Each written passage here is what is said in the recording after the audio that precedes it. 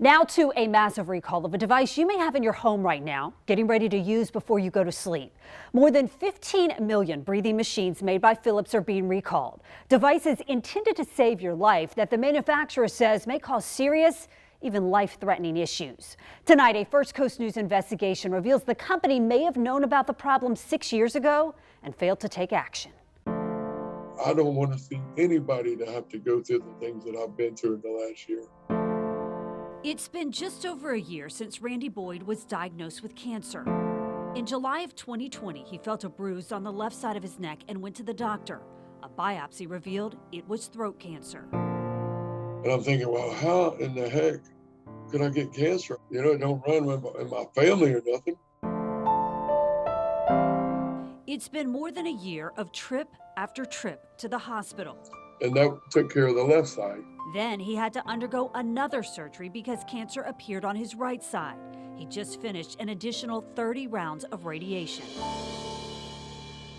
I'm struggling, and I'm struggling physically, mentally.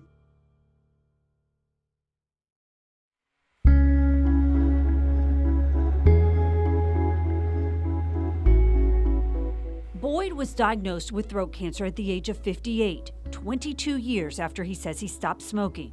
I have no idea how I got the cancer. Then all of a sudden, Philips comes out with a recall saying that their machines have a risk of causing cancer. So I'm like, oh my gosh, this could have been the reason that I'm going through all this. It was like a bombshell. Like millions of Americans, he was prescribed a Philips CPAP machine to treat sleep apnea.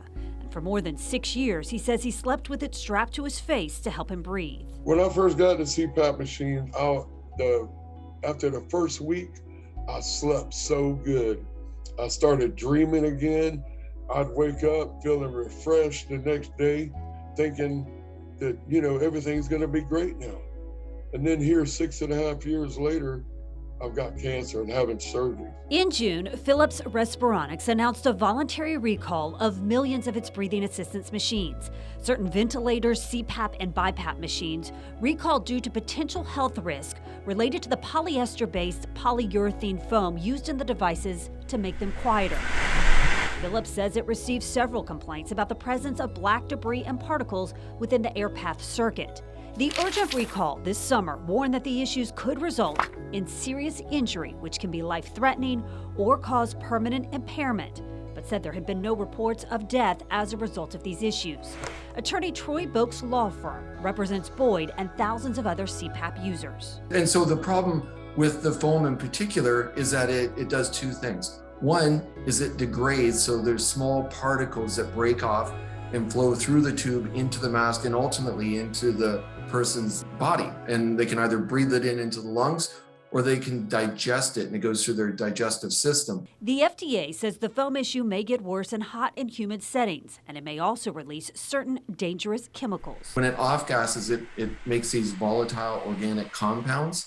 And it's those VOCs, as we call them, that are harmful to a person that may cause cancer. In response to the recall, the FDA inspected a Philips Respironics manufacturing facility. The inspection report, just released this month, says emails show Philips was made aware of the foam degradation issues in 2015 and did no investigation, health hazard evaluation, risk analysis, or design review. The inspector noted a 2018 email from Philips to its supplier documenting complaints Philips received related to problems with the foam in Trilogy ventilator devices. That foam, the report says, had been pulled into patients' air pathways, but Philips made the decision not to change the design and to continue using the foam. The foam was later found to be carcinogenic and toxic to cells. In a statement to First Coast News about the recall, Philips says, "We fully understand and regret the impact that this is having on patients." The company says it has launched a comprehensive patient and customer communication program, which includes dedicated mailings, call centers, and websites in more than 100 countries. But some customers may still not be aware of the potential health risks because many of the devices were sold through third parties. It's horrible. I mean, I have to put this thing on my face every night and sleep with it to make sure I don't die in my sleep. When I'm putting it on my face, am I causing the cancer to come back? Is it going to cause something to get in my lungs? I have no idea. So I'm just stuck in the middle. I don't know what to do here. I have 5 kids and 12 grandkids. Some of them feel like, well, Dad, you shouldn't use the machine.